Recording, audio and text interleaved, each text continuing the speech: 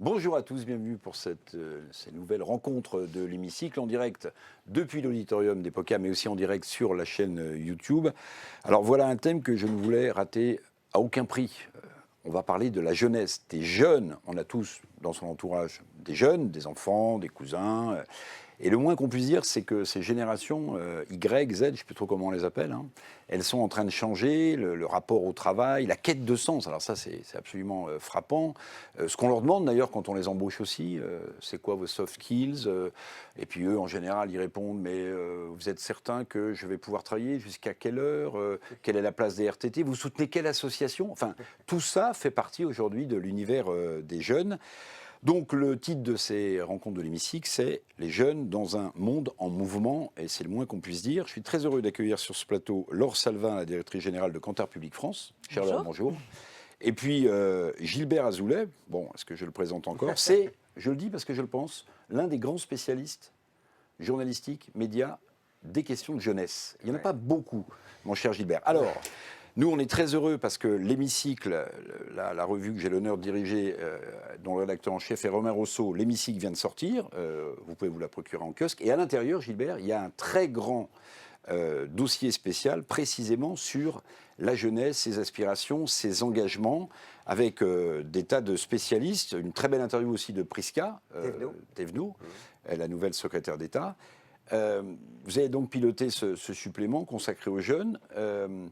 Est-ce que, d'ailleurs, peut-être de manière impropre, lorsque je parle des jeunes ou des jeunesses, il y a une grande homogénéité ou bien au contraire, ils sont très divers, très spécifiques? J'ai envie de dire, à mon époque, on avait envie de faire la révolution. Peut-être que les jeunes, aujourd'hui, ils ont envie de révolutionner leur quotidien. C'est un peu différent. Alors, il y a une jeunesse et des jeunesses. Il y a l'un et l'autre, parce qu'évidemment, il y a des problématiques communes au 15-25, on va dire, on les connaît aujourd'hui, et des spécificités liées aux origines, au milieu culturel, au territoire également, et puis au niveau d'études, évidemment. Alors, quand on pose la question, alors j'avais posé la question à Prisca Thévenot lors de l'interview, la secrétaire d'État à la jeunesse, je le précise pour celles et ceux qui ne le savaient pas, mais nous avons une secrétaire d'État à la jeunesse, rattachée au ministère de l'Éducation nationale maintenant. Je lui ai posé la question, qu'est-ce qu'on vous fait remonter quand vous rencontrez vos jeunes? Parce qu'elle me dit, moi je donne mon 06 à tout le monde, j'ai des groupes WhatsApp avec tous les jeunes. Qu'est-ce qu'on vous dit? Qu'est-ce qu'on vous fait remonter? Alors, il y a 3 points. Je lui avais dit, c'est quoi les 3 points qui remontent? Premièrement, c'est pas un sondage, Laure, je suis désolé, mais en tout cas, c'est ce qu'elle m'a dit. Le climat, l'insertion et l'indépendance financière, et la lutte contre les discriminations. Alors, quand on regarde les sondages, et Laure nous le dira tout à l'heure, on se rend compte que la notion d'insertion sur le marché du travail est aujourd'hui une priorité en réalité sur les jeunes. Donc ça rejoint l'inclusion, pas l'inclusion, mais je dirais l'indépendance financière plutôt et l'insertion professionnelle. Donc c'est une priorité pour les jeunes et une volonté, disons-le franchement, de gagner de l'argent, tout simplement. Et ça reste le critère numéro 1 quand on cherche un emploi. Évidemment, la lutte contre le changement climatique qui émerge dans les préoccupations. On parle même d'éco-anxiété parfois. Ils portent volontiers ce sujet avec vous. On les a vus.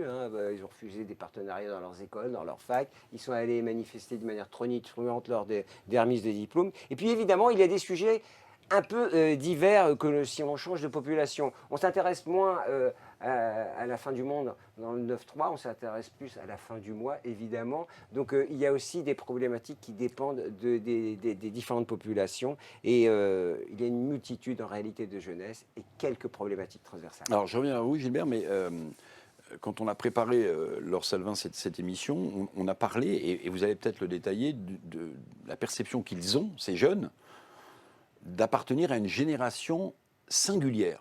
Alors, ça m'a frappé parce que quand j'entends Gilbert, et j'ai commencé à lire le supplément, ils mettent quand même en priorité plus la feuille de paye que le sens, même s'il est important, on va y revenir. Génération singulière, ça a beaucoup changé par rapport au sondage précédent? Ben oui, c'est ça qui est très marquant. Aujourd'hui, vous avez plus de 80% des jeunes, donc des moins de 35 ans, parce que déjà les jeunes, qui sont-ils? Les moins de 35 ans, 86% aujourd'hui, qui considèrent être une génération vraiment singulière, qui ne se reconnaissent plus dans la génération de leurs aînés, de leurs parents, de leurs grands-parents, etc. Il faut avoir en tête que dans les années 50, les jeunes, vous n'aviez que 19% des jeunes qui nous disaient être faire partie d'une génération singulière. Donc on voit bien quand même que en l'espace de quelques années, les choses ont bien changé. Pourquoi ils se sentent effectivement si particuliers? Pourquoi ils ne comprennent pas le monde dans lequel ils vivent, etc. Il faut dire aussi quand même qu'ils sont nés et grandis dans une période de crise multiple, crise économique, écologique, sociale, sociétale, etc. Et donc, quand on parle de brouillage des repères de la société, je crois qu'eux, ils sont vraiment en plein milieu de ce brouillage. Brouillage des temporalités aussi, brouillage des espaces. Et dans ce contexte, c'est vraiment très difficile d'avoir aussi une emprise sur son environnement. Et donc, on va certainement voir plus tard, ils vont beaucoup plus se retourner vers ce qu'ils peuvent maîtriser plutôt que vers des idéaux, comme vous disiez tout à l'heure. Ils ont beaucoup moins d'idéaux, les jeunes, mais tout autant d'engagement qu'avant, mais pas sur les mêmes choses. Donc c'est sa révolution du quotidien qu'on veut faire changer, mais Exactement. pas forcément être un révolutionnaire. Le mot de Malraux, si on n'est pas révolté à 20 et qu'on est encore à 40, c'est qu'on n'a pas de cœur. Donc eux, en fait, c'est pas vraiment la révolution qu'ils cherchent, forcément, mais c'est plutôt la révolution de leur quotidien en y incluant du sens. Donc si je comprends bien, mon cher Gilbert, ils sont plus, pardon, je vais être un peu caricatural, ils sont plus en quête d'emploi qu'en quête de sens. Alors que moi, quand je lis, quand j'écoute, on me dit non, les jeunes cherchent à donner un sens à leur action, à leur travail, à leur passion. Donc je me suis trompé. Pas vraiment, Eric, parce que vous avez toujours un sens aigu de la réalité et vous l'avez saisi. Mais là encore, dans une période où les prix flambent, où les crises percutent notre quotidien, le climat de tension et puis l'état d'esprit qui se dégrade, leur état d'esprit justement est plus orienté sur un équilibre vie perso, vie pro. C'est un peu là où on retrouve cette singularité. On n'est pas à fond dans le boulot, on est plutôt aussi sur soi-même. Et c'est vrai qu'ils sont attentifs à cette dimension bien concrète, bien terrienne.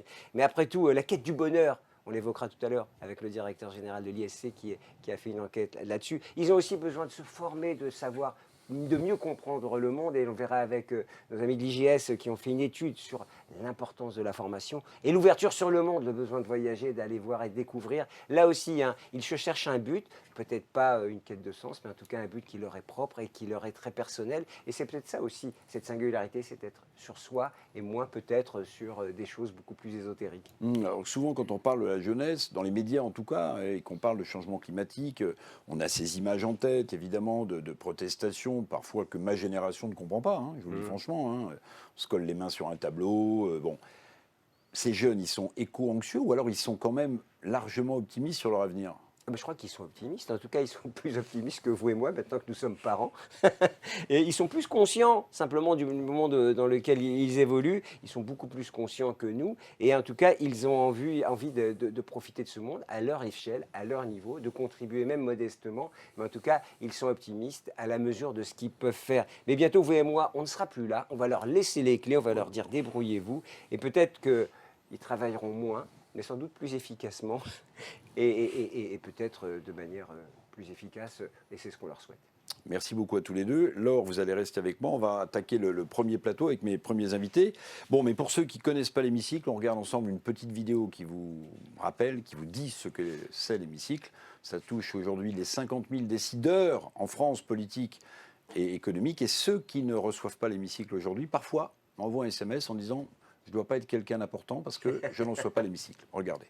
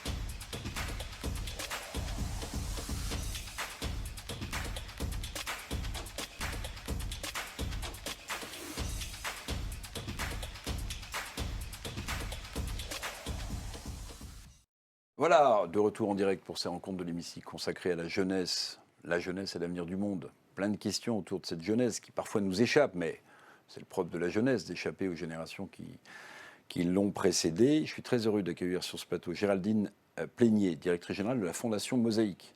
Oui, bonjour. Il y a un grand moment le 28 novembre à Bercy pour le sommet de l'inclusion, où l'hémicycle est partenaire. Absolument. Très beau moment, ça sera la 3e année, je crois. 3e édition, absolument. 3e édition à Bercy autour de ces questions d'inclusion qui sont fondamentales. Bienvenue aussi à Ludovic Tafanel, enseignant-chercheur au groupe IGS et directeur des programmes. Monsieur le chercheur. Exactement. Donc vous êtes quelqu'un d'important. Laure Salvin est toujours là. Et puis Nicolas Pereira, le World Impact Summit. Alors je suis très content de vous avoir sur ce plateau parce qu'il y a quoi? Il y a 2 jours, 3 jours, vous avez publié une tribune dans Le Monde qui a fait un tout petit peu de bruit, co-signée par 200 chefs d'entreprise. Oui, effectivement. Autour de la tenue de la COP28 à Dubaï, tenue à laquelle vous vous opposez. Vous nous direz pourquoi tout à l'heure. Et vous avez eu on dit punchline aujourd'hui, mais on pourrait dire ce bon mot, si on est quelqu'un de ma génération, vous avez appelé ça le boycott. Absolument, oui. Le boycott, ouais, ça c'est rusé. Alors je vais d'abord demander à Laure Salvin de planter un petit peu le décor. Je lis, hein, c'est comme en première ou en terminale, quand on passe son bac de français ou ses épreuves. La question, mesdames, messieurs, c'est la suivante. Comment répondre aux enjeux et aux attentes des jeunes? Quels sont les éléments qui suscitent leur engagement? Il y a un point central qu'on a commencé à aborder, Laure, vous avez peut-être des chiffres à nous donner, sur le rapport au travail. Sur le rapport au travail, parce que je discutais avec un président d'une très grande mutuelle il y a quelques jours, et qui s'occupait des coiffeurs, et il me disait, ils ont un grand problème de recrutement, les salons de coiffure, les patrons de TPE de coiffure, parce que parmi les jeunes recrues, la plupart ne voudraient pas travailler après 18h et ne souhaiteraient pas travailler le samedi. Ce qui pose un problème aux gens qui travaillent, parce qu'en général, on se fait couper les cheveux le samedi. Alors, ce rapport au travail, comment est-ce qu'il a évolué d'après Kantar Public? Alors, c'est vrai que ce qui est intéressant, justement, c'est effectivement de regarder les données il y a 50 ans ou encore 20 ans, et puis aujourd'hui. Moi, ce qui me frappe dans les données d'opinion aujourd'hui, c'est que les jeunes se disent tout aussi satisfaits de leur travail aujourd'hui qu'il y a 20 ans, et surtout que le reste de la population et que surtout leurs aînés. 80% des Français de moins de 35 ans, des jeunes actifs, donc nous disent aujourd'hui être satisfaits du sens qu'ils donnent à leur travail, justement. Et quand on leur demande « mais quel est ce sens que vous donnez à votre travail ?», la première chose qu'ils nous répondent, comme leurs aînés, c'est 1, de gagner de l'argent. 1, gagner de l'argent, 2, être en contact avec d'autres personnes. Donc on voit bien la recherche vraiment, direct d'impact de ce qu'ils vont faire. Et c'est ça, en fait, peut-être qui est différent. On ne peut pas dire que les jeunes aujourd'hui sont dans un mal-être au travail, qu'ils sont dans une démission, qu'ils sont dans un désengagement à l'égard du travail. Ils sont juste dans un engagement beaucoup plus temporaire et beaucoup plus mobile aussi. C'est-à-dire qu'ils vont s'engager pour un temps. Pour eux, aujourd'hui, le travail, ils ne veulent pas faire carrière dans un groupe en commençant à tel endroit pour espérer gravir les échelons. Non. Et d'ailleurs, une carrière, ça ne veut plus trop rien dire pour eux. Eux, ils veulent juxtaposer des expériences. C'est-à-dire, je vais avoir une expérience dans tel domaine, et ça a un début, une fin, une expérience. Et ils vont essayer justement, dans cette expérience-là, de pouvoir, on le disait tout à l'heure avec Gilbert, de pouvoir aussi un petit peu mieux se découvrir en tant qu'individu, etc. Donc, l'intérêt pour eux, et ce qu'ils vont rechercher, c'est de l'impact immédiat ou quasi immédiat. Qu'est-ce que je vais en retirer directement? C'est ça pour eux le sens. Et c'est là où je pense qu'on s'est souvent trompé, quand les jeunes cherchent des causes à défendre, etc. Pas forcément ça, ils le font plutôt dans le domaine privé, de leur vie privée.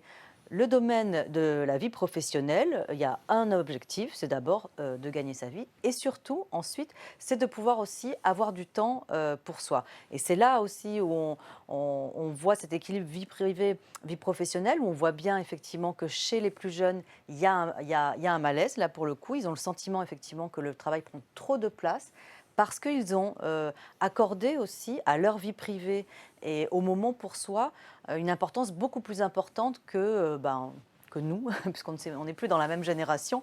Voilà. En tout cas, pour eux, aujourd'hui, pour un des éléments constitutifs du bonheur, et ça c'est vraiment nouveau dans les données d'opinion, c'est justement de pouvoir jouir de son temps comme on le souhaite. Et notamment chez les femmes de moins de 30 ans, c'est beaucoup plus important qu'il y a encore ne serait-ce que 10 ans.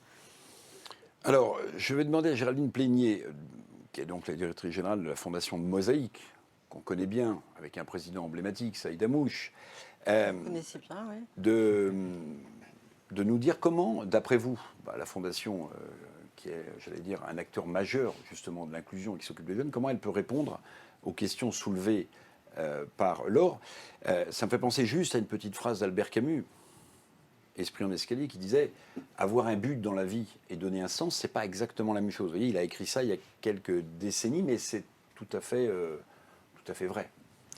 Alors, enfin, je ne sais pas si je peux répondre à toutes ces questions, mais c'est vrai que je Le reviendrai... rôle de la Fondation dans les attentes des jeunes. Comment vous pouvez saisir les opportunités, les accueillir, les conseiller? Alors, enfin, peut-être revenir aussi, je dirais, au propos précédent qui indiquait que pour les jeunes, parmi les priorités, il y avait notamment la priorité, en effet, de l'emploi et de la lutte contre les discriminations. Je dirais que la Fondation Mosaïque, depuis 15 ans, agit justement sur ces deux piliers qui sont en effet la lutte contre les discriminations afin de faire en sorte que chacun et chacune trouve sa place dans un emploi, quelle que soit son origine sociale, quelle que soit son origine socioculturelle ou son lieu d'habitation. Ça, c'est la première chose. Et puis, la deuxième chose que nous faisons depuis 15 ans, c'est en effet de faire en sorte que les jeunes, et notamment les jeunes issus de milieux modestes, issus des quartiers politiques de la ville, trouvent un emploi, et on fait en sorte de faciliter la rencontre entre les entreprises et ces jeunes.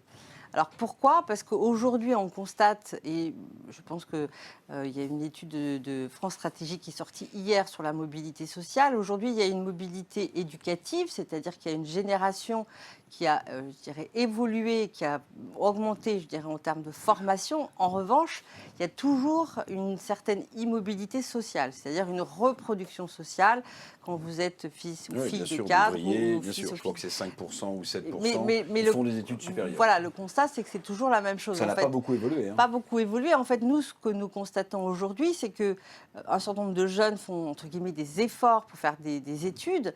En revanche, pour rentrer après dans le monde du travail, c'est compliqué. Mais très précisément, Géraldine, quelles actions concrètes vous mettez sur le terrain pour permettre d'être ce trait d'union important pour l'inclusion et pour ces jeunes qui appartiennent à des quartiers ou à des territoires? On ne parle pas seulement des quartiers d'ailleurs, il y a aussi des territoires les plus déshérités. Alors très concrètement, on vient de lancer un programme qui s'appelle le programme Ambition, par lequel on va accompagner sur 3 rentrées universitaires 3000 étudiants, et notamment étudiants qui sont boursiers ou habitants des quartiers politiques de la ville, parce qu'en fait, ce que nous avons constaté, c'est toutes choses égales par ailleurs, des étudiants qui sont en M2, s'ils sont boursiers ou habitants des quartiers politiques de la ville, ont un taux d'insertion plus faible, un temps de recherche d'emploi plus long et une inadéquation entre leur aspiration professionnelle et le premier emploi trouvé.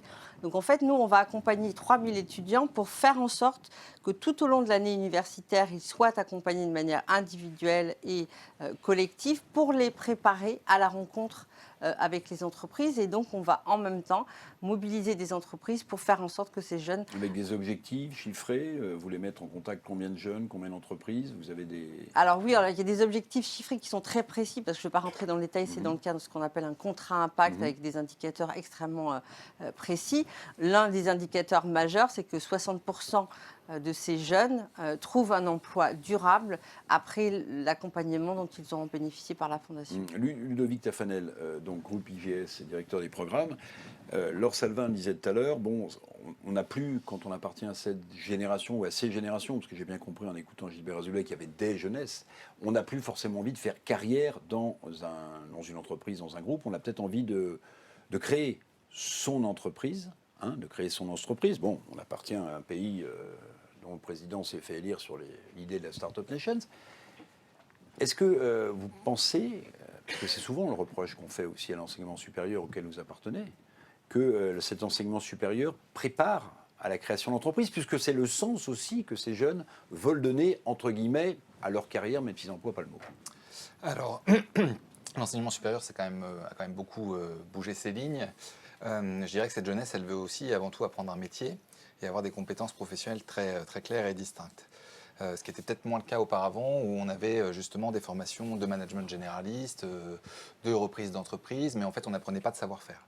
Cette génération, elle a compris que ça, c'était pas forcément la panacée, donc effectivement, premier élément, on leur apprend des métiers, c'est vraiment leur attente. Et puis, on a aussi tous bougé nos lignes. On a aujourd'hui des incubateurs d'entreprise. Donc aujourd'hui, moi, j'ai des étudiants qui sont en alternance, qui en même temps sont en train de porter des projets d'entreprise et qui finiront avec un diplôme, un métier dans les mains et puis surtout leur propre projet. Parce que l'idée n'est plus de faire une association pour s'essayer à l'entrepreneuriat, mais c'est vraiment ce qu'on disait tout à l'heure, s'épanouir, se révéler, donc au travers de projets qu'ils portent eux-mêmes. Donc effectivement, on accompagne de plus en plus sur l'entrepreneuriat. Je dirais même que de toute façon, la manière dont on les forme aujourd'hui, que ce soit dans les pédagogies qu'on emploie, que ce soit dans les expériences qu'ils vont vivre avec le monde de l'entreprise, ils fonctionnent beaucoup plus en mode projet. Donc c'est ce qu'on disait auparavant. Finalement, ils ne s'engagent plus sur une entreprise toute leur vie, mais ils ont un engagement qui est vraiment très lié au projet. Et donc même la notion d'intrapreneuriat, finalement aujourd'hui, quelque chose qui irrigue beaucoup nos enseignements et le rapport qu'ils peuvent avoir à leur formation. Alors vous avez dit un mot important sur lequel j'aimerais vous entendre davantage. Vous avez parlé d'alternance. Bon, alors on peut considérer que c'est tarte à la crème ou que ça l'est pas, mais bon, l'alternance, ça représente, je pense, une ouverture dans le monde de l'entreprise. Bon, sinon, ça ne sert à rien, l'alternance. Mais on entend aussi beaucoup les pouvoirs publics parler d'alternance. Est-ce que, d'après vous, à l'endroit d'où vous parlez, les pouvoirs publics en font suffisamment, au-delà des discours, au-delà des déclarations d'intention? Alors, objectivement, depuis ces dernières années, notamment les lois Pénicaud, il y a eu un vrai effort du gouvernement sur le soutien à l'alternance, qui est effectivement indispensable. Vous le disiez, si on veut que les jeunes, peu importe d'où ils viennent, puissent avoir accès à l'enseignement supérieur, c'est vraiment le levier qui aujourd'hui a fait vraiment la différence. On a beaucoup de jeunes qui n'iraient pas jusqu'au bac+5 s'il n'y avait pas ce dispositif-là pour de nombreuses raisons, des raisons économiques, mais aussi des raisons de confiance en soi. C'est-à-dire que l'alternance, ça permet aussi de vivre des expériences qui ne sont pas scolaires au sens traditionnel du terme. Je crois que ça réconcilie beaucoup de jeunes aussi avec la formation et les diplômes. Donc tout ça, effectivement, leur permet aujourd'hui de pouvoir développer des parcours qui sont de plus en plus riches. Donc oui, on fait, il faut continuer de faire. Un mot sur l'apprentissage aussi. Moi, je vois sur le terrain, quand j'écoute les différents acteurs, bon, c'est une très bonne chose de revaloriser les métiers manuels, mais il y a plein de structures qui se bouffent un peu le nez quand même sur le terrain. Tel secteur veut créer son propre centre d'apprentis, l'autre va voir les pouvoirs. Bon, est-ce que c'est une vision caricaturale ou est-ce que même si on n'a pas encore rattrapé l'Allemagne, mais on a fait beaucoup de progrès dans l'apprentissage, est-ce que c'est une vision assez juste quand même? Se bouffer le nez, vous y allez fort. Oui, forcément. Je pense qu'il y a beaucoup de besoins. Je rappelle qu'on a toujours, paradoxalement, dans l'Union européenne, on a un souci. On a encore énormément de jeunes qui quittent le milieu scolaire sans diplôme avant 18 ans. C'est un problème de nos sociétés 100 000, développées. Ouais, voilà. Donc non, il faut continuer d'œuvrer. Il y a encore des populations qui sont très éloignées de ce type de formation. Donc je pense que même si on se bouffe le nez, ce que je ne pense pas, il y a suffisamment de besoins de toute façon. Donc au contraire, le fait que les entreprises puissent créer leur propre CFA, le fait que l'alternance ait pu être développé à ce point dans l'enseignement supérieur, ça reste positif finalement, toutes choses confondues par ailleurs. Nicolas Pereira, je n'ai pas du tout hiérarchisé, j'ai commencé par le travail, mais on sait, et on le voit, que l'engagement des jeunes sur les questions climatiques est extrêmement, extrêmement fort. D'ailleurs, j'aimerais avoir votre interprétation sur les actions, ce qu'ils font, la façon dont ils expliquent leur éco-anxiété aussi. J'avoue que parfois je suis un peu débordé. Je me dis, mais oui, il y a un énorme problème de climat, personne ne peut le contester, mais pourquoi cette génération ressent avec autant de profondeur des choses que finalement, ma génération ne traite pas d'un revers de main, mais je ne suis pas tous les matins éco-anxieux. J'ai entendu des témoignages, j'ai lu des témoignages de jeunes qui sont absolument terrorisés parce qu'ils estiment être la fin prochaine du monde.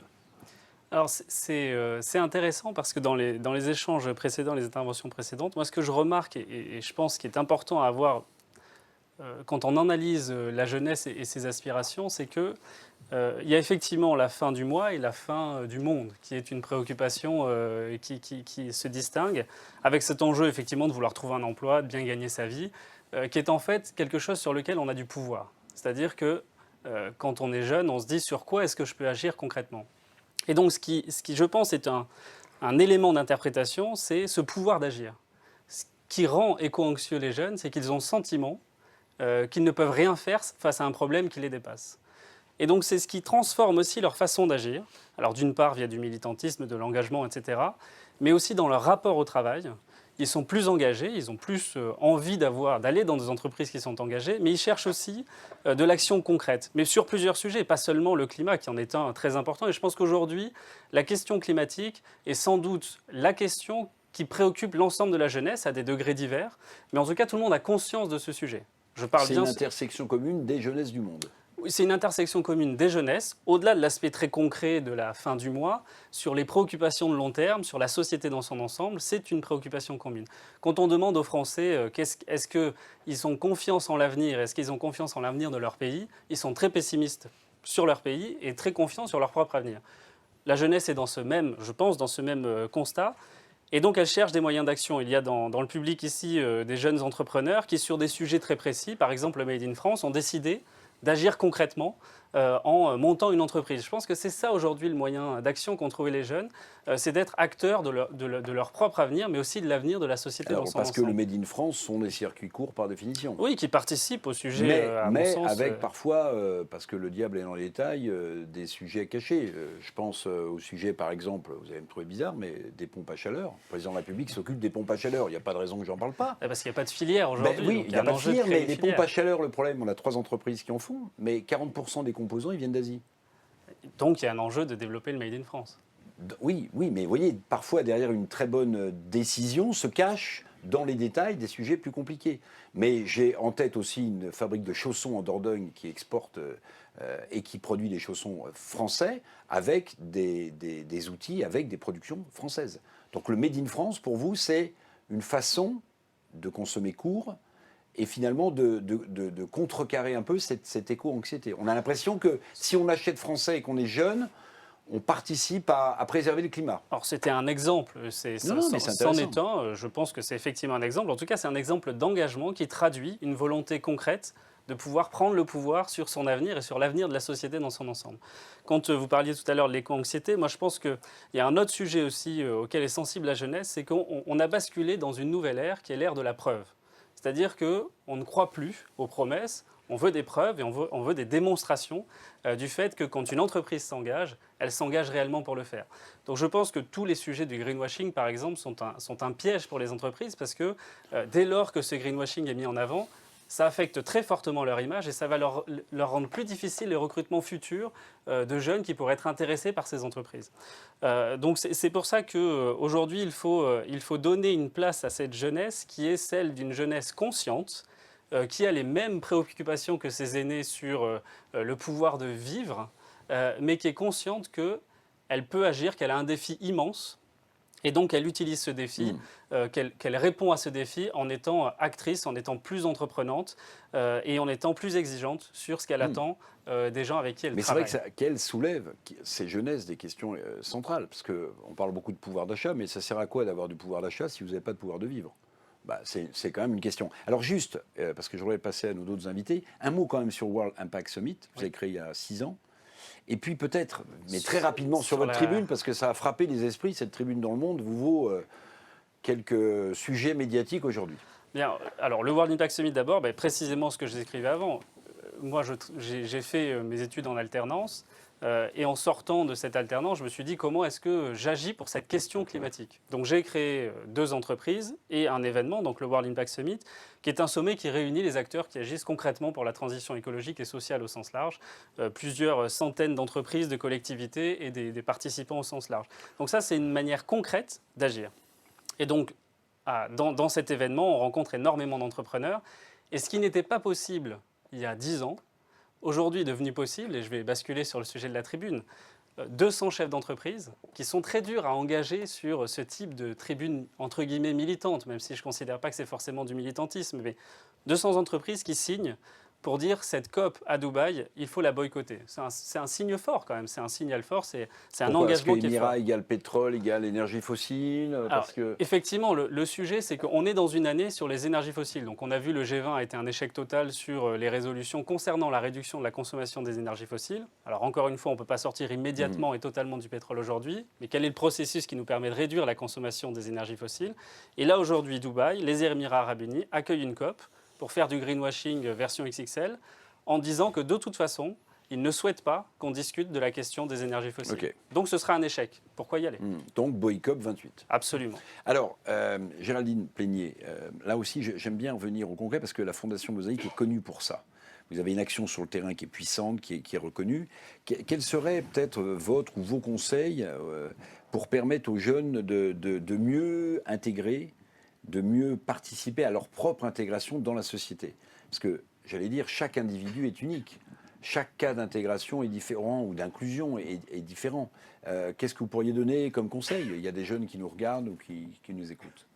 Alors, je dirais que dans les activités que met en place la Fondation Mosaïque depuis 15 ans, il y a notamment le fait d'accompagner finalement ces jeunes, ces étudiants, avant de les mettre en relation avec les entreprises. Donc on a plusieurs aujourd'hui programmes d'accompagnement qui sont soit des programmes individuels, soit des programmes collectifs. Par exemple, on met en place des cohortes d'une vingtaine de jeunes qui vont passer 2-3 jours dans une entreprise, qui vont découvrir les métiers de cette entreprise, qui vont ensuite être mentorés par des salariés de cette entreprise. Et en fait, ce qu'on constate, c'est que quand ces jeunes sont accompagnés de la sorte, 80% d'entre eux trouvent un job dans les 6 mois. Donc je dirais que cet accompagnement dans un objectif d'emploi et d'insertion nous paraît, je dirais, une modalité majeure pour en effet favoriser l'insertion professionnelle et l'inclusion économique des jeunes diplômés que la Fondation Mosaïque accompagne. Donc voilà, un des conseils, c'est voilà, s'ils souhaitent être accompagnés, être mis en relation avec des entreprises. On a plus de 8000 entreprises qui diffusent des offres d'emploi sur notre site qui s'appelle Mosaïque Talent. On a des milliers d'offres d'emploi aujourd'hui à pourvoir, des offres d'emploi dans les secteurs économiques innovants. On se positionne sur la transition écologique, on se positionne sur les nouveaux métiers dans le digital.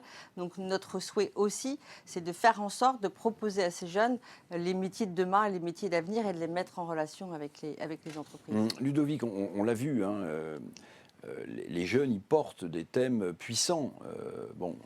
À leur manière. Alors, il y a une part d'utopie aussi dans tout ça. Il y a une part de réel, mais comment transformer les mots d'ordre qu'on porte en réalité comment est-ce que dans une école comme la vôtre, IGS, vous les armez pour faire que leurs mots d'ordre se traduisent concrètement dans les voies qu'ils vont prendre, dans les enseignements, dans les formations peut-être qu'ils vous demandent? Vous êtes directeur des programmes. Alors, ils ont clairement très envie de changer le monde. Ils sont aussi très informés et très conscients, avec une conscience mondialisée, on le disait finalement. Mais c'est vrai qu'on a besoin de les accompagner un petit peu plus. Les sujets qu'on porte sont des sujets hautement complexes. Vous citiez l'exemple de la pompe à chaleur, mais c'est vrai que parfois ils ont l'impression qu'il suffit de décarboner le monde et que c'est aussi simple que ça. Donc on est effectivement dans les enseignements à remettre beaucoup d'éléments sur ces questions sociétales, environnementales, pour faire comprendre qu'il n'y a pas de bonne solution aussi simple que ça. Il y a le problème des métaux rares, des combats sur l'électricité verte, etc. Donc effectivement, on a remis beaucoup de choses sur du contenu, sur les grandes transformations du monde. Premier élément, on utilise aussi beaucoup d'outils pédagogiques, tels que la fresque de la diversité, la fresque du climat, pour les aider, à prendre conscience des enjeux. Et puis en plus, c'est des outils qu'eux-mêmes, ils peuvent réutiliser en entreprise. Ils sont très vite ambassadeurs de ces outils-là pour pouvoir eux-mêmes porter les mots d'ordre dans l'entreprise. Donc on a effectivement bougé des lignes là-dessus. Et puis, dans le milieu associatif, dans toutes les initiatives qu'on peut porter avec eux, dans des rencontres avec des associations, justement, avec des publics avec des problématiques spécifiques. On va travailler au plus près du terrain sur des problématiques concrètes parce que finalement c'est ce qu'ils attendent. Vous parliez de la preuve, mais c'est vrai qu'ils sont exactement là-dedans.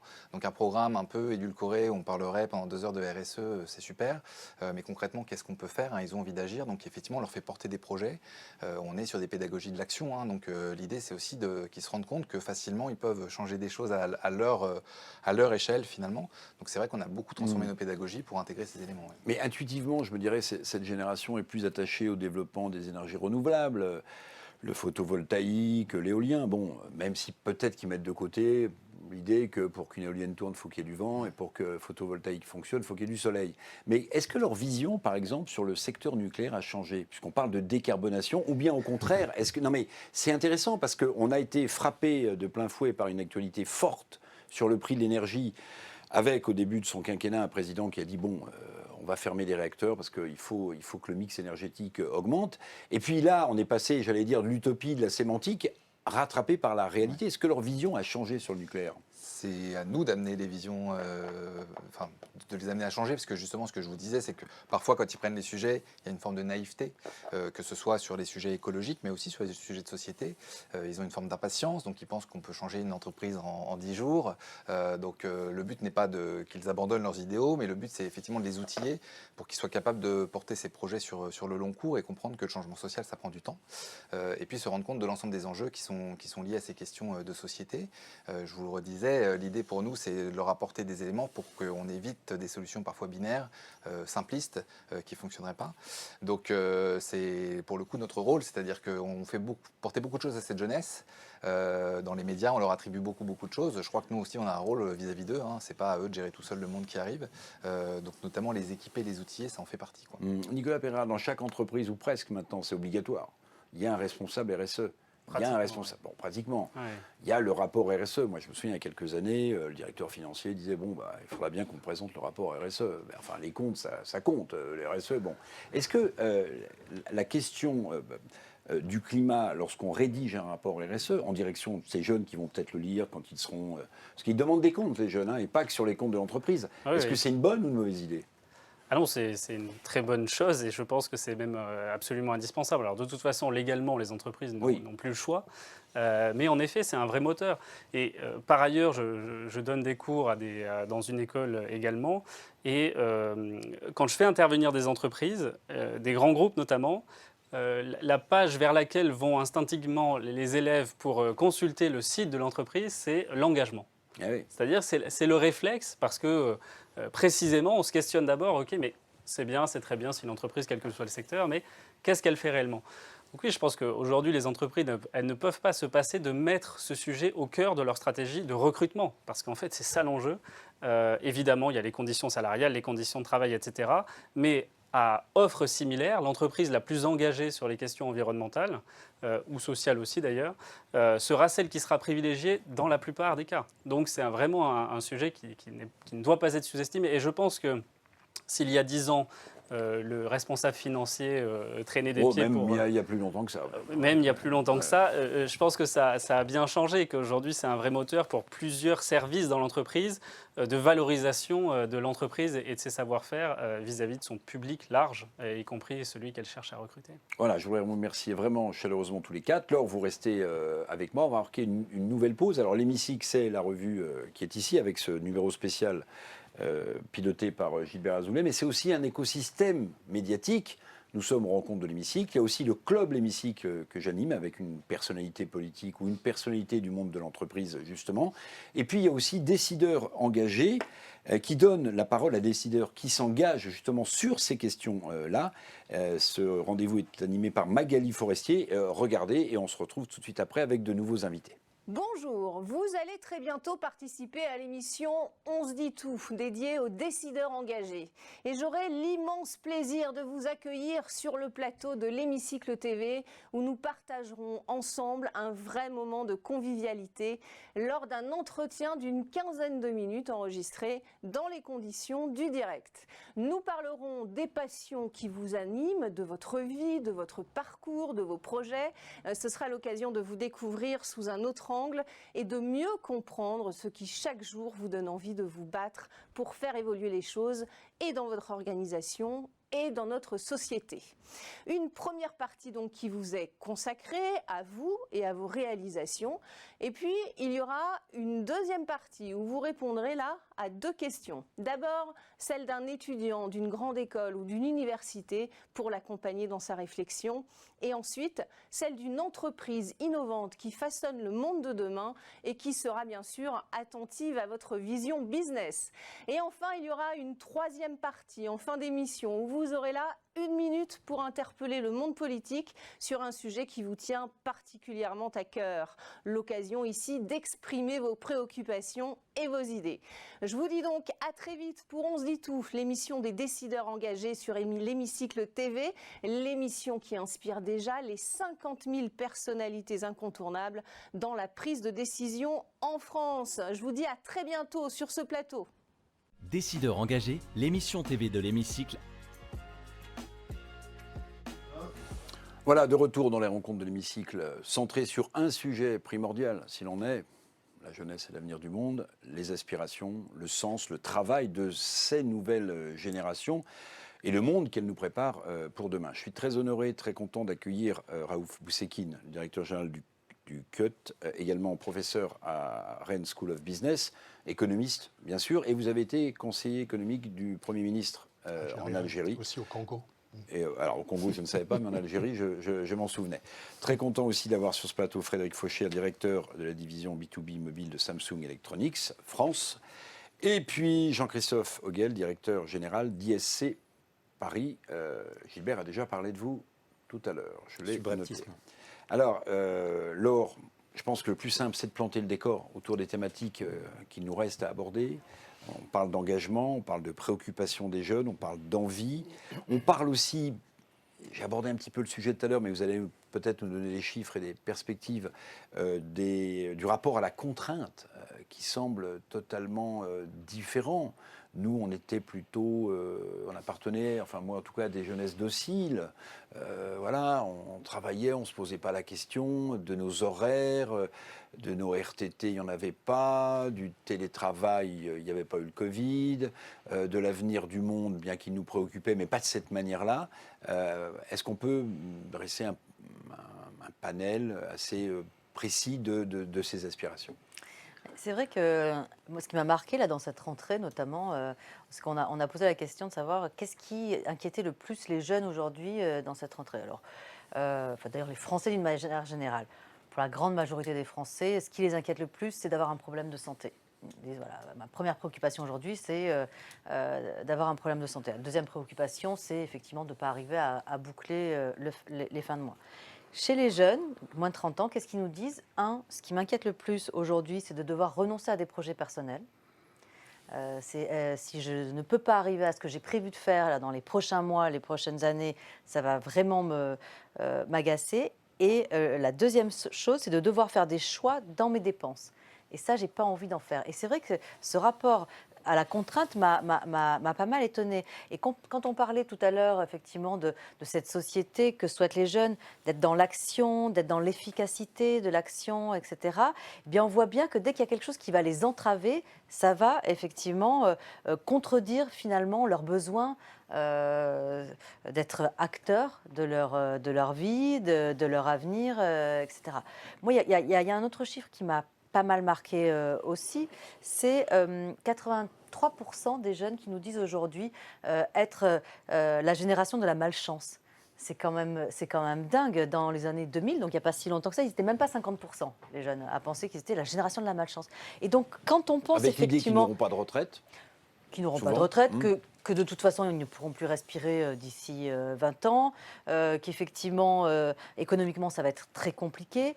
Et donc, dans ce contexte, l'idéal est vraiment très, très, très complexe et n'existe plus quelque part pour eux. Donc, c'est pour ça, effectivement, qu'ils vont se retourner sur des choses, et on en parlait tout à l'heure, sur des choses sur lesquelles ils vont avoir un petit peu de pouvoir.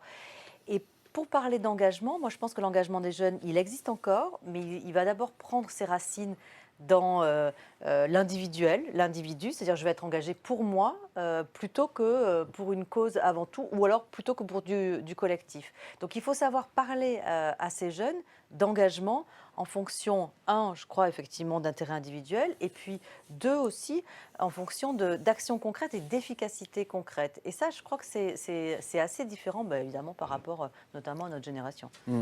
Monsieur Boussekine, c'est peut-être l'une des raisons pour lesquelles vous avez créé le CUT. Vous allez nous dire ce que c'est, parce que précisément, quand on enseigne dans une école de commerce, dans une école de business, pour prendre toutes ces préoccupations générationnelles, il fallait créer pour intégrer ces préoccupations dans un enseignement plus large. Absolument. Non, donc c'était un peu l'idée que j'avais. En fait, l'essentiel de ma carrière est universitaire. Donc je suis toujours professeur des universités. Et donc je me suis dit, je veux lancer quelque chose rapidement, d'où le secteur privé, parce que vous savez, pour lancer des choses rapidement, c'est plus long. Vous avez tout compris. Absolument, vous avez tout compris. Et donc là, l'idée m'est venue donc de construire une espèce de club de Rome, un peu, je sais pas si c'est pour ceux qui ont la mémoire un peu, de club de Rome un peu, disons, modernisé, avec un rôle plus important pour le climat.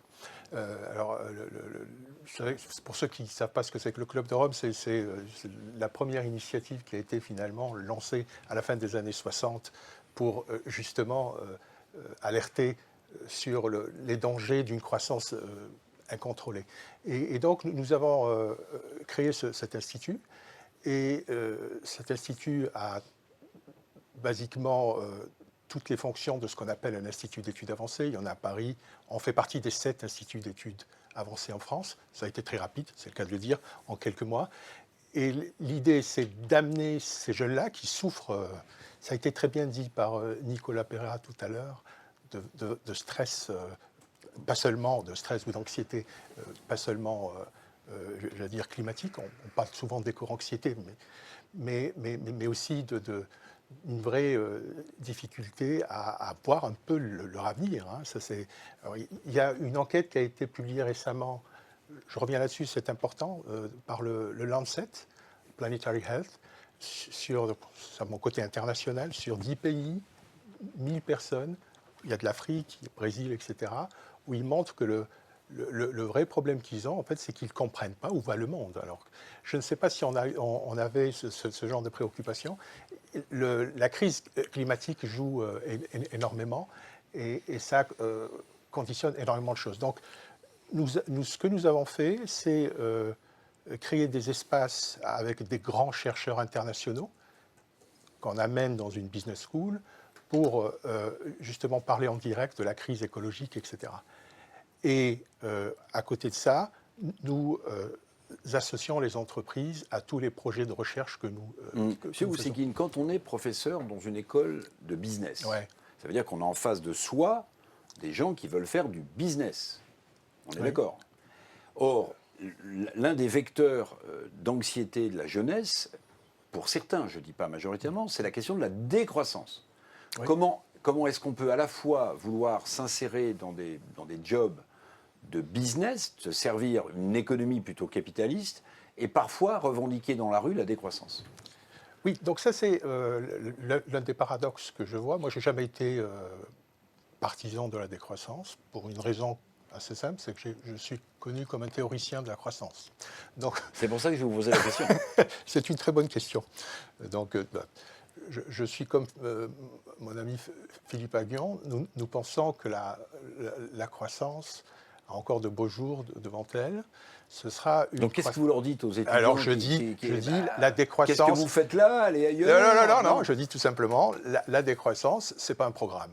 Donc ce qu'il faut, alors simplement je les oriente. La croissance de quoi? Du PIB? Bon, oubliez le PIB. Ce qu'il faut avoir en tête, c'est. Mais Stiglitz avait essayé de calculer un PIB de bonheur aussi. C'est vrai. Mais alors moi je dis, bouger de cette vision macro, aller vers ce qu'on appelle l'innovation verte. Alors l'innovation verte, on ouvre les yeux, c'est ce que j'appelle du progrès technique induit. Nous sommes contraints par justement les contraintes écologiques, nous sommes obligés d'innover. Alors qu'est-ce que c'est qu'une innovation verte? C'est tout ce qui permet, par adaptation ou par mitigation, de réduire l'impact de la crise climatique. Donc ça, c'est quand même beaucoup plus motivant. Bien sûr. C'est une façon de prendre le jeu. Frédéric Fauchat, il y a un sujet qui est sur la table en ce moment qui défraie la chronique, qui est la question du harcèlement scolaire et qui touche évidemment beaucoup de jeunes. Bon, on a vu le nouveau ministre de l'Éducation, Gabriel Attal, prendre à bras-le-corps cette question, faire une sorte de cause nationale, parler de cours d'empathie d'ailleurs. C'est un sujet qui vous intéresse chez Samsung. Quel type d'engagement vous avez? Pourquoi ce sujet est important pour vous? C'est un sujet qui est vital pour nous parce que c'est devenu, le harcèlement scolaire est devenu un vrai problème de société et qu'il est particulièrement grave et complexe parce qu'il s'étend au-delà des frontières de l'école. Le cyberharcèlement, il a lieu tout le temps, le soir, le week-end, les vacances, il ne s'arrête jamais. Donc c'est devenu un problème qui concerne tout le monde, au premier rang desquels les constructeurs, le pouvoir public, les établissements scolaires, les professeurs, les parents. Les GAFAM, les réseaux sociaux. Les plateformes effectivement de publication de contenu en ligne. Et que nous, forcément, en tant que constructeurs de solutions qui sont remises dans les mains des élèves dans les écoles, Vous vous sentez concerné? on se sent concerné et on se doit d'agir. Donc on a principalement 2 piliers en fait, d'engagement sur le sujet du harcèlement scolaire. Le premier, c'est d'éduquer les enfants aux bonnes pratiques du numérique. Donc on l'a fait en créant en France, c'est une initiative franco-française qui a été impulsée par la direction RSE de Samsung France, qui a créé une plateforme qui s'appelle eJunior et qui, dès l'âge de 7 ans, dans une approche ludo-pédagogique, va permettre aux enfants, aux enseignants et aux parents de s'initier aux bonnes pratiques du numérique à travers des parcours tout à fait pédagogiques, et notamment l'un d'entre eux qui est de sensibiliser les enfants à détecter les signaux faibles du cyberharcèlement, à être en capacité de lancer des alertes, à savoir également qu'ils peuvent être eux-mêmes des harceleurs. Auprès de qui vous lancez les alertes si vous en détectez sur cette plateforme? Vous avez des plateformes, d'abord, enfin, en premier lieu, je pense que les parents sont les premiers concernés, ainsi que les enseignants et les proviseurs des établissements, mais également pour les parents après, qui se sentent relativement démunis dans ces approches de cyberharcèlement et de harcèlement au sens large, d'aller sur des numéros de Mais vous avez téléphones participé, gouvernementaux. par exemple, à l'élaboration du plan interministériel de lutte contre le harcèlement qu'a annoncé Elisabeth Borne, la Première ministre. Vous avez été... parce qu'en fait, cette plateforme peut être extrêmement efficace. Ça peut aider les pouvoirs publics à mieux détecter. Bon, un certain nombre de mesures coercitives, mais en amont, on peut avoir accès à ce type de plateforme. Qu'est-ce que vous pensez plus globalement de ce plan interministériel? Il va être efficace? Il va... Alors, je pense que le plan, il est très bien et je salue ce plan parce que j'avais remarqué, lorsque j'avais fait une intervention au Sénat, invité par le sénateur Iacovelli, qu'il y avait un vrai problème que tout le monde se partageait, qui était la coordination de ce sujet. En fait, qui devait coordonner les actions de l'État et des différents acteurs sur la prise en charge du harcèlement scolaire? Et je pense qu'avec ce plan interministériel, ce problème de coordination est en passe d'être réglé, ce qui est fondamental. Parce que des initiatives, il y en a beaucoup, mais finalement, qui s'approprie le sujet? Là, j'ai l'impression que tout le monde a bien compris que ça allait être pris en main d'une manière assez forte. Les services publics, l'autorité publique s'aperçoit qu'il vaut mieux travailler à l'horizontale qu'en silo, quoi. C'est ça ça me paraît essentiel sur ce oui, ce sujet, que les ouais. entreprises Ouais. font depuis assez longtemps, mais bon, Bien sûr. chaque chose en son temps. Bien sûr. Donc le plan, il est bon. Le plan, il est fonctionne bon. bien. Ouais. Il fonctionne Il bien. va fonctionner. Oui, mais par exemple, les cours d'empathie. Les cours d'empathie, pour moi, ça appelle un peu Ça veut dire beaucoup de choses de la société dans laquelle on vit, d'ailleurs. Enseigner l'empathie, enseigner la solidarité, enseigner le respect de l'autre. Ça veut dire qu'on est quand même dans une situation excessivement inquiétante.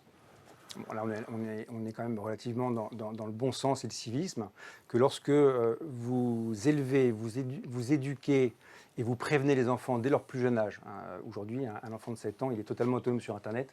Donc, il sait en fait être confronté très tôt à des problèmes digital natifs.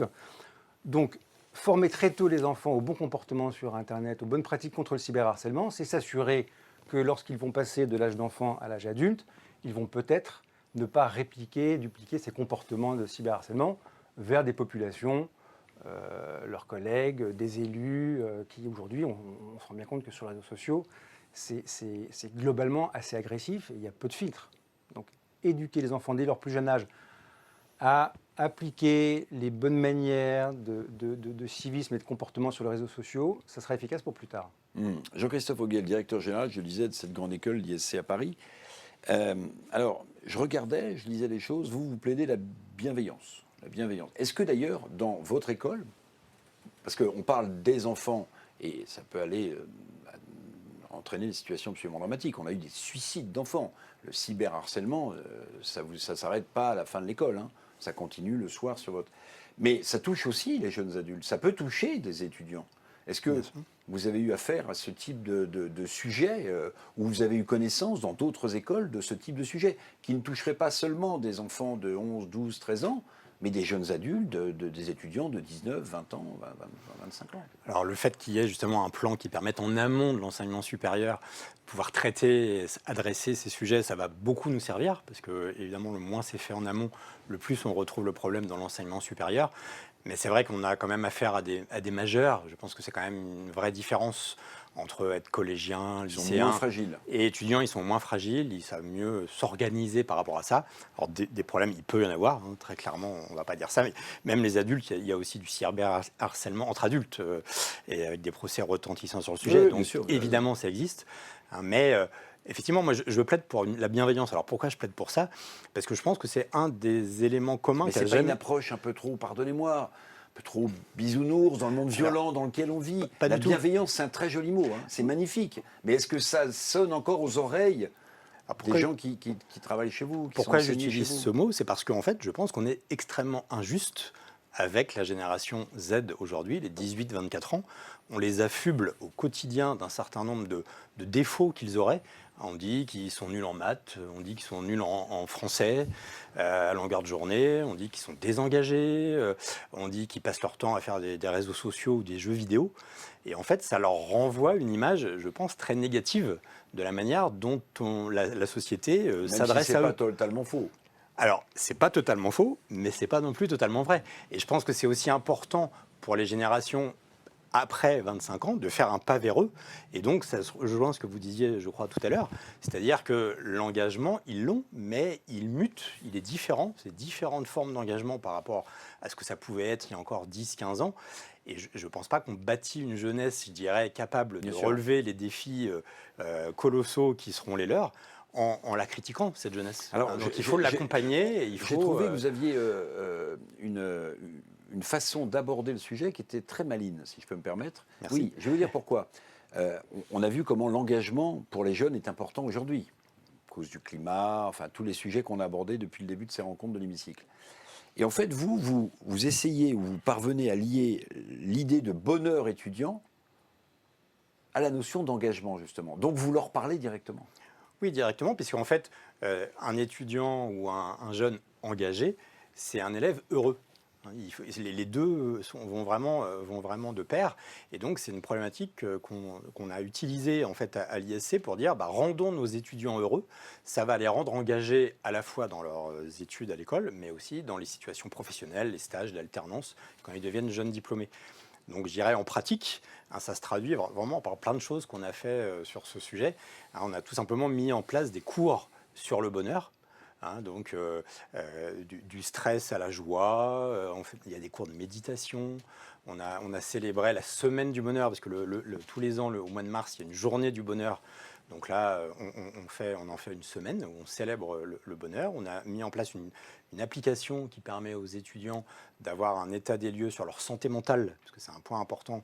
Et finalement, une fois qu'ils savent où ils en sont sur leur santé mentale, de pouvoir travailler leur santé mentale avec un certain nombre d'exercices pratiques qui leur permettent vraiment de travailler là-dessus. On a mis un certificat Chief Happiness Officer qui permet aux étudiants d'être qualifiés en termes de bonheur et de pouvoir être employés dans les entreprises, parce que ce sont des postes aujourd'hui qui sont recherchés par les entreprises. Ça existe beaucoup. Oui, bien sûr, c'est partie de ces choses. nouveaux Donc métiers. on a un certificat sur le sujet. Ah oui. Donc voilà, un étudiant heureux, c'est un étudiant engagé. Et donc, je pense que nous-mêmes, en tant que professionnels de l'enseignement supérieur, on doit se saisir de ce sujet pour rendre nos étudiants heureux. L'engagement ne se décrète pas. Et par rapport à d'autres écoles du même acabit que le vôtre, vous avez l'impression que les vôtres sont plus heureux que ceux de vos concurrents? Alors, je ne sais pas quel est l'état, je dirais, de bonheur des autres. En tout cas, à l'ISC, ils sont plutôt très contents. Vous le portez bien, d'ailleurs. On a vraiment travaillé ce point-là. Et leur engagement, du coup, est en progression. C'est une traduction, quand on discute aussi avec les entreprises qui les emploient. Ils disent, oui, vous avez vraiment des étudiants engagés. Alors, c'est aussi quand même dans l'ADN de l'ISC. On est dans une école de l'action learning. On fait beaucoup les choses par la pratique et par l'action. Ce qui rend heureux d'ailleurs de faire les choses plutôt que de les voir de manière très théorique. Donc voilà, c'est cet ADN aussi qui permet aujourd'hui de le faire. Ça ne sort pas non plus de nulle part, on existe depuis 60 ans. Monsieur le professeur, oui, je le rappelais tout à l'heure, Joseph Stiglitz, prix Nobel d'économie plutôt engagé à gauche, avait dit il faut, à côté du PIB macroéconomique, calculer un PIB du bonheur. Ça vient de ce qu'on appelle le paradoxe des sterlines. Donc, on peut avoir une économie extrêmement florissante et être très malheureux. Voilà. Et donc, il faut intégrer... Le PIB, c'est un truc vachement compliqué, qui est très difficile à comprendre en vérité, même quand on est à l'INSEE. Et preuve en est, c'est qu'il y a des révisions tout le temps, parfois pour des raisons Politique. absolument. Ben oui, bien La sûr. Boskin Commission aux États-Unis, Bah, bien c'était... sûr, bien sûr. Voilà, donc le bonheur, je ne sais pas s'il existe, comme dirait la chanson, mais ce que je pense qu'il est important, c'est de sortir de Mais la quelle est votre vision sur De le quoi niveau on peut parler aussi de ça, pour terminer, le Je niveau suis des tout à fait jeunes. d'accord. Vous voyez, on parlait de Lynn, est-ce qu'il y a encore parmi vos étudiants, je ne sais pas si ça s'enseigne encore, des gens qui savent ce que c'est que le théorème d'Eschkeroline? Est-ce Non. qu'il y a des gens qui savent ce que c'est que les cycles Kondratiev ou Très peu, Juglar? mais que ce soit C'est pas à important, alors, l'univers. vous me direz. Je vois que vous avez une culture qui va loin. Non, mais on n'enseigne plus ce genre de choses. On n'enseigne plus ce genre de choses. On n'enseigne Ok. plus. On n'est plus dans les cycles déterministes, là, on est plus dans des choses un peu plus... Et la science économique a appris de la controverse qu'il y a eu après le Club de Rome. Donc, vous vous rappelez le fameux bouquin qu'on appelait le Limit to Growth, limite à la croissance du couple Meadows. Ils avaient réagi à ça en disant ce qu'ils disaient finalement stop la croissance. Ils avaient réagi ça avec une foultitude de modèles Donc, mathématiques. au niveau des étudiants de notre jeunesse, il faut s'en préoccuper, pas du tout, il faut les culpabiliser, il faut les Non, mais mettre je devant pense la que- réalité, ou alors ils sont Non, plus mais forts que nous dans plein d'autres domaines aussi. Ça, c'est tout à fait vrai. Eh Non, oui, je ne suis pas de oui. ceux qui disent qu'ils ont certains points faibles qui sont évidents, mais je pense qu'ils ont une vision, une appréhension, mais au bon sens du terme, au sens anglais du terme, du futur, qui est supérieure à la nôtre, enfin à ma génération. Une en tout cas. vision. Une appréhension, une Oui, façon, la façon d'appréhender. d'appréhender. Donc qui est- c'est d'avoir une vision en fait. c'est avoir une Parce que certaine appréhension, vision. c'est à double sens. Et en j'avais fait. pris le sens anglais Oui, du oui, terme. c'est pour ça, je voulais vous faire c'est très préciser. bien. Et donc, c'est ça. Et donc, ils ont ce qui est assez étonnant. Parce que quand on discute avec eux, on se rend compte qu'ils perçoivent les choses avec une certaine Mais ce qui est sensibilité. marrant sur l'histoire de la pensée économique, pardonnez-moi, je fais juste cette petite parenthèse, ça fait penser au fameux bouquin de Marc Bloch sur l'histoire de la pensée c'est vrai. économique. En fait, il réserve très peu de place à la question de la décroissance. Et aujourd'hui, quand vous prenez des bouquins sur l'histoire de la pensée économique, la décroissance par exemple, la question du climat, je ne vais pas dire que ça prend énormément plus de place, mais oui. Mais ça me frappe. La décroissance en tant que théorie n'existe pas. Oui, donc on non, peut non, toujours on va me pas raconter ce qu'on veut, mais elle n'existe pas. Donc ce que je veux, c'est quand on parle de décroissance, quel est le programme On va derrière? poursuivre la conversation après, c'est passionnant. Juste un mot pour terminer, Frédéric Faucher, peut-être. Il y a d'autres entreprises du niveau de Samsung qui se préoccupent, comme vous, d'être un maillon important de cette chaîne anti-harcèlement scolaire? Alors, il n'y en a pas qui s'engagent autant et qui ont autant d'initiatives pour créer justement des plateformes, accompagner l'État dans la création de programmes comme Je protège mon enfant.gouv. C'est assez unique. Et on a une position aujourd'hui qui est d'être en capacité à la fois de créer nos propres solutions pour intégrer sur nos terminaux des solutions qui vont permettre de limiter les temps d'exposition aux écrans. Ce sont des solutions qui sont gratuites, de limiter également l'accès à des sites à contenu choquant. Et puis également de fédérer un écosystème qui, là, va nous apporter des solutions d'encadrement des usages et qui va permettre aux établissements scolaires, non pas simplement de remettre une tablette dans les mains d'un élève qui n'en fera pas grand-chose, mais de lui permettre d'en faire un vrai outil pédagogique et être certain que l'acquisition des compétences numériques se fait d'une manière intelligente et efficace. Et en cela, on a une position assez unique sur le marché. Jean-Christophe Hoguel, pardonnez décidément mon esprit en escalier, quand on met en avant la bienveillance, que je trouve encore une fois un très joli mot. Si le mot était plus partagé aujourd'hui dans la société qui est la nôtre, on vivrait peut-être tout ce qui nous arrive différemment. Mais quand on a besoin de parler de bonheur, je rejoins mon idée de tout à l'heure. Dans la présentation du plan interministériel contre le harcèlement, Madame Borne et son ministre de l'Éducation a dit maintenant, à partir de la rentrée, il faut des cours d'empathie. Mais qu'est-ce que ça veut dire d'une société quand on doit parler de bonheur, de solidarité ou d'empathie? C'est quand même faire le constat que les choses, ces valeurs-là, se sont dégradées de manière incroyable. Alors oui, mais en fait, c'est l'histoire de l'œuf et la poule, peut-être, cette affaire-là. Si on leur renvoie toujours cette image plutôt négative de ce qu'ils sont, il est bien possible que ça dégrade on va dire, ces soft skills qui sont celles-ci. Et donc, il y a besoin plutôt de les remettre vraiment au centre. Sur la question donc, du bonheur, mais aussi de l'engagement dont on parlait, en fait, généralement, dans les écoles, on parle beaucoup d'engagement, mais en réalité, quand on dit « mais qui s'occupe de l'engagement de nos étudiants ?» En fait, on ne sait pas trop. Et donc, nous, on a créé cette année une direction de l'engagement, qui est une direction transversale, qui s'occupe vraiment au quotidien de ça, et qui, en plus, au COMEX de l'école. Donc, ce n'est pas quelque chose très en bas dans l'organigramme, donc c'est directement au COMEX. Et ce qu'on y a mis dedans, c'est la question de la vie associative, qui peut paraître assez évidente, mais c'est aussi l'entrepreneuriat. Par rapport à ce qui existe, par exemple, dans les écoles d'ingé, vous avez le bureau des étudiants qui gère l'association, qui gère... Aujourd'hui, on a des associations à l'ISC, par exemple Human. Tous les ans, ils organisent, ils vont voir ils font ce qu'on appelle des maraudes. Ils vont voir des jeunes dans les collèges, dans les lycées, pour leur rendre confiance en eux, pour pouvoir poursuivre en études supérieures. Ils organisent tous les ans un événement caritatif qui s'appelle le Human Comedy Club, où il y a 1500 personnes qui vont dans les grandes scènes parisiennes. Donc là, pour le coup, c'est de l'engagement XXL, et c'est la mise en pratique, finalement, de ça. Mais l'engagement, c'est aussi l'entrepreneuriat. On a aussi beaucoup d'étudiants, on n'en parle jamais, c'est une sorte de boîte noire pour les écoles, qui en fait travaillent en parallèle de leurs études. Ils travaillent le soir, après 18h, ils travaillent le samedi, le dimanche. Si ça, c'est pas de l'engagement, il faut savoir de le reconnaître. Donc nous, on a créé un passeport de l'engagement. Et vous sentez cet optimisme global de cette jeunesse? Gilbert Azoulay le disait tout à l'heure, je vais poser la question, mais en dépit de tout ça, est-ce que nos jeunes sont optimistes? Et Gilbert a répondu, évidemment.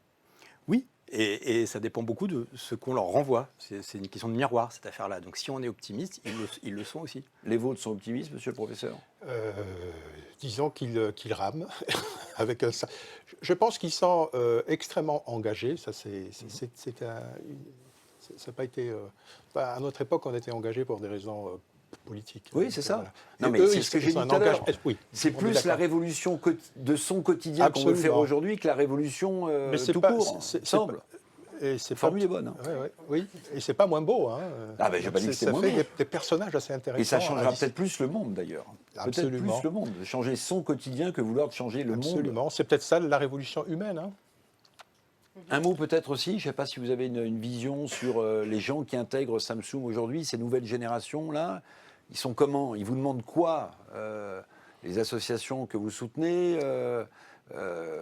des considérations salariales, concrètement? Oui, alors, puisque vous soulevez le sujet, oui, je le soulève. Oui. On dit toujours qu'ils sont d'abord à la recherche de sens et beaucoup moins de rémunération. C'est ce que disait Hubert. Ouais, voilà. ils savent en parler, ils savent négocier. Voilà. Donc là, le télétravail, je pense que ça reste comme un critère important. Beaucoup la question du télétravail. Ce ne sont pas forcément ceux qui sont le plus engagés sur le télétravail. Okay. Et lorsqu'on regarde le taux de présence des jeunes aujourd'hui au bureau, on parle d'engagement, ils sont très souvent là. Et moi, je note quand même que... notamment, on a beaucoup d'alternants chez nous, énormément d'alternants, et on est en mesure de leur confier des missions qui sont assez fortes, assez incroyables, et qu'ils n'ont aucun état d'âme et aucun frein pour les affronter. Et je pense que cette espèce de vie en communauté leur donne une vraie capacité à aller chercher de la compétence, du savoir, des informations, et qu'aujourd'hui, ils sont autonomes, ils sont efficaces, ils sont rapides, et c'est très agréable de travailler avec eux. D'ailleurs, ce qui est marrant aussi, je le notais, c'est que la crise que vivent les jeunes de plein fouet, il y a toute une génération d'étudiants qui est quand même fragilisée. La crise sociale, la crise du logement a poussé, notamment en France, la colocation. Ouais. Mais la colocation, c'est aussi la meilleure façon d'avoir un lien social et d'être ensemble, collectivement. Et d'ailleurs, c'est ce que les jeunes recherchent, c'est justement d'être ensemble et d'avoir des contacts, notamment dans le travail, avec les autres. Et puis, il y a une dimension, moi, je pense, qui est importante. Je relève ce que vous avez dit tout à l'heure sur l'empathie. Je crois que c'est important aussi, au lieu de dire, effectivement, on ne comprend plus ces jeunes. Là, ils ne nous comprennent pas non plus, de toute façon. Donc, mais est-ce qu'on ne devrait pas un petit peu travailler, justement, sur cette compréhension mutuelle? En tout cas, être dans l'empathie, c'est aussi mieux comprendre pourquoi ils réagissent de cette façon, etc., pour pouvoir aussi les accompagner, mais peut-être. Le point faible ici, c'est qu'en même temps, ils décrochent par rapport à l'engagement politique, d'où abstention, etc. c'est un autre sujet. Merci beaucoup à tous les quatre. Merci de nous avoir suivis dans cet auditorium. À distance, sur la chaîne YouTube, je ne saurais évidemment trop vous recommander la lecture de l'hémicycle, dans lequel il y a ce grand dossier sur l'avenir des jeunes et leurs engagements, rédigé par Nicolas Chalon et par Gilbert Azoulay. Merci beaucoup et à très bientôt pour de nouvelles rencontres de l'hémicycle.